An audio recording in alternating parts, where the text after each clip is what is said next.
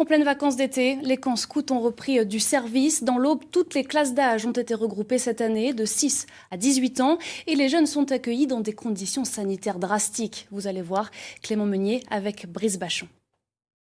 Mon épaule qui va se poser, qui va se... Des chants, de la bonne humeur et le plaisir d'être ensemble. Après 4 mois sans activité, les éclaireurs, une des branches du scoutisme, peuvent enfin se retrouver pour leur premier camp post-confinement.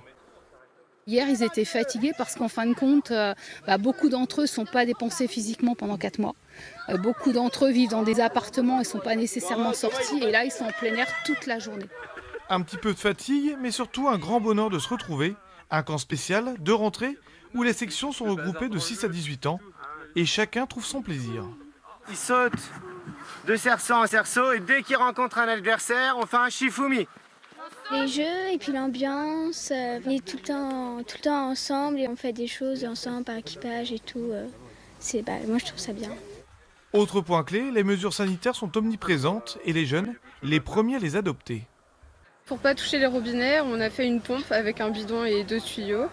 Et on appuie sur la pompe et il y a de l'eau qui sort pour qu'on se lave les mains. Et puis il y a le savon qui est là.